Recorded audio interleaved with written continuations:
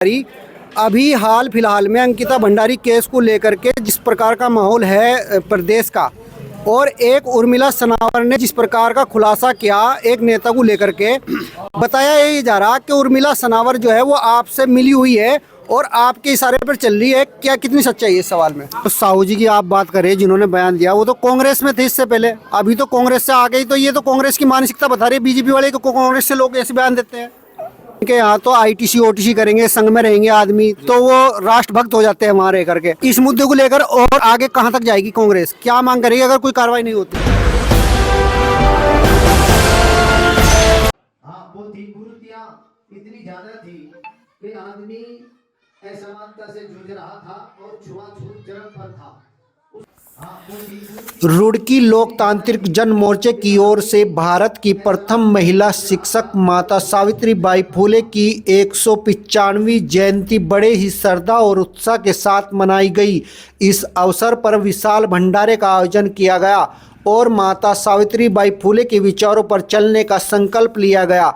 कार्यक्रम का आयोजन रुड़की के वार्ड नंबर 1 गांव मलकपुर माजरा स्थित अंबेडकर भवन में किया गया। कार्यक्रम की अध्यक्षता पूर्व राज्य मंत्री राव शेर मोहम्मद ने की, जबकि संचालन कांग्रेस नेता श्रवण गोस्वामी ने किया। कार्यक्रम में माता सावित्रीबाई फुले, महात्मा ज्योतिबा फुले के चित्रों एवं डॉक्टर भीमराव अंबेडकर तथा संत शिरोमणि रविदास की प्रतिमाओं पर पुष्प अर्पित कर श्रद्धांजलि दी गई। कार्यक्रम के मुख्य अतिथि उत्तराखंड कांग्रेस अनुसूचित विभाग के अध्यक्ष मदन लाल ने कहा कि माता सावित्रीबाई फुले ने 19वीं सदी में महिला अधिकारों, अछूतों, सती प्रथा और बाल विवाह जैसे सामाजिक कुरीतियों के विरुद्ध आवाज़ बुलंद की। उन्होंने महाराष्ट्र में अपने पति महान समाज सुधारक महात्मा ज्योतिबा फुले के साथ मिलकर समाज में शिक्षा की अलख जगाई। इस अवसर पर कांग्रेस नेता सेठपाल परमार, सफाई कर्मचारी नेता सनातनी बिरला, कांग्रेस नेता आशीष सैनी, युवा नेता अमित तलवार और राजपाल माजरा ने अपने विचार व्यक्त करते हुए कहा कि माता सावित्रीबाई फुले के दिखाए गए मार्ग पर चलकर ही आज संविधान और लोकतंत्र की रक्षा की जा सकती है तथा देश की एकता और अखंडता को मजबूत किया जा सकता है।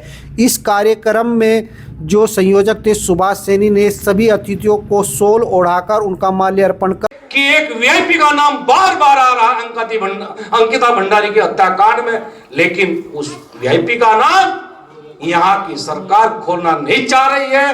पूरा प्रदेश कह रहा है कि इसकी सीबीआई जांच कराई जाए, लेकिन ये सरकार इस मुद्दे पर चुप बैठी है। नमस्ते, अपडेट रुड़की में आपका स्वागत है। मैं हूं रामकुमार चौहान। आज हम माजरा वार्ड नंबर 1 रुड़की में मौजूद है। यहाँ पर सुभाष सैनी वरिष्ठ पत्रकार जो है लोकतांत्रिक जन मोर्चा के संयोजक, उन्होंने एक बड़ा कार्यक्रम यहाँ पर किया था और एक मेहमान यहाँ पर मौजूद है जो कांग्रेस पार्टी के विभाग के अनुसूचित मोर्चे के अध्यक्ष है, वो यहाँ पर पहुँचे थे। भाई साहब से बातचीत करेंगे आज।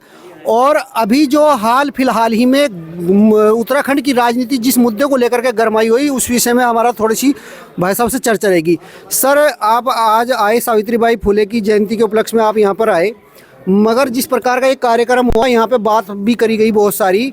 अभी हाल फिलहाल में अंकिता भंडारी केस को लेकर के जिस प्रकार का माहौल है प्रदेश का, और एक उर्मिला सनावर ने जिस प्रकार का खुलासा किया एक नेता को लेकर के, बताया यही जा रहा कि उर्मिला सनावर जो है वो आपसे मिली हुई है और आपके इशारे पर चल रही है। क्या कितनी सच्चाई है इस सवाल में? पहले तो मैं आपके चैनल से आज महान दिन पर सावित्रीबाई फुले को, जो माता हमारी प्रथम शिक्षिका थी, उनको साधुवाद करता हूँ, नमन करता हूँ और उनके चरणों में प्रणाम करता हूँ।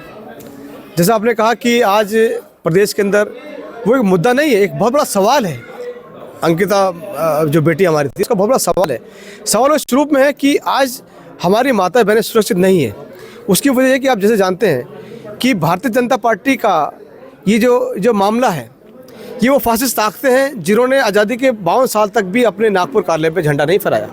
ये मनुस्मृति को मानने वाले लोग हैं, वो गॉडसे को मानने वाले लोग हैं।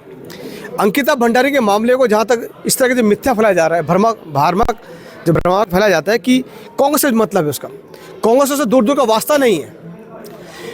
उसकी बात को, नाम को लेने के लिए जो प्रभारी हैं इनके दुष्यंत गौतम, या उनके संगठन महामंत्री हैं, या कोई अन्य और जो भी व्यक्ति हैं, जो उसमें जो वीवीआईपी लोग हैं, उसका नाम लेने वाली कौन है?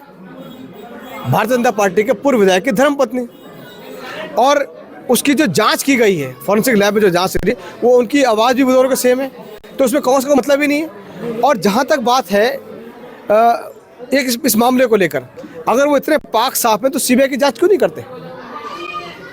आप ही के हरिद्वार जिले में संतरेसा का जो मामला हुआ है, 13 साल की बच्ची का जो रेप हुआ था, उसको रेप करने वाला कौन था? उनके ओबीसी सेल का मंडल अध्यक्ष। और अभी उत्तराखंड प्रदेश में कैबिनेट मिनिस्टर है रेखा आर्या जी, उनके पति गिरिराज साहू ने क्या बयान दिया? परसों बयान दिया ना।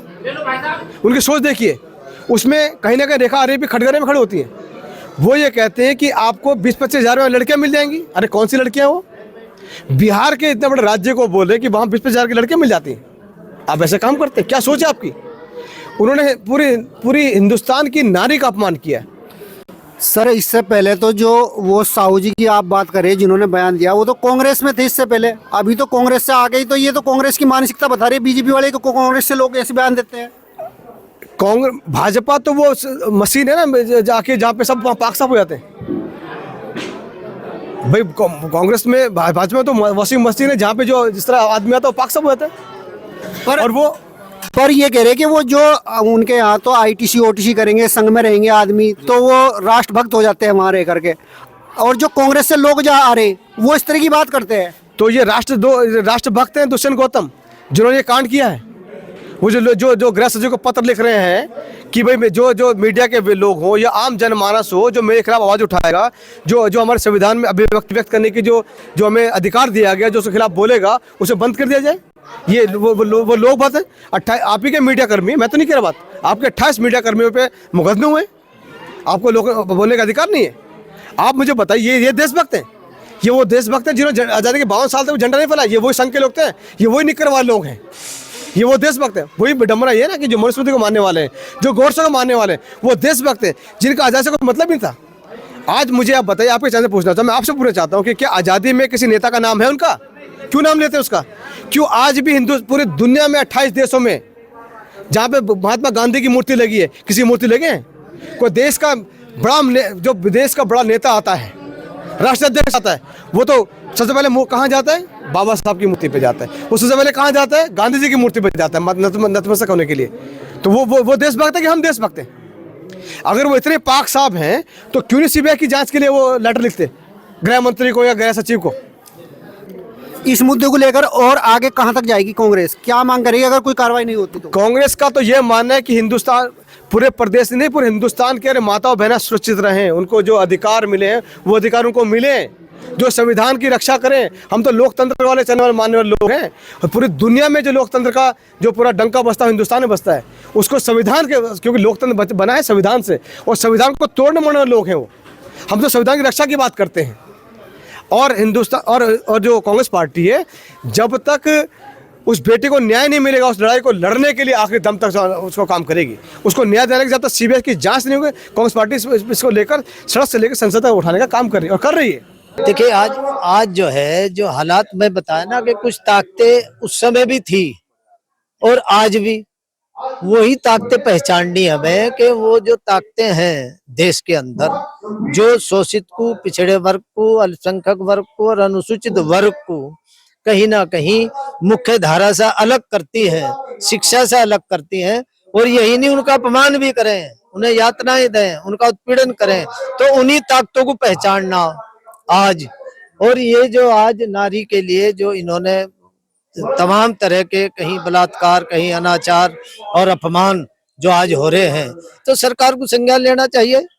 और आज सरकार तो उन्हें बलात्कारियों को ही बल्कि महिमा मंडित कर रही है उल्टा। और आज इसीलिए तो हम कह रहे कि भाई माता सावित्री बाई फुले के सिद्धांतों पर आना पड़ेगा हमें संविधान बाबा साहब भीमराव अंबेडकर जी के सिद्धांतों पर चलना पड़ेगा, और इन ताकतों को और संविधान के दायरे में ही इन ताकतों का मुकाबला करना पड़ेगा हमें आज।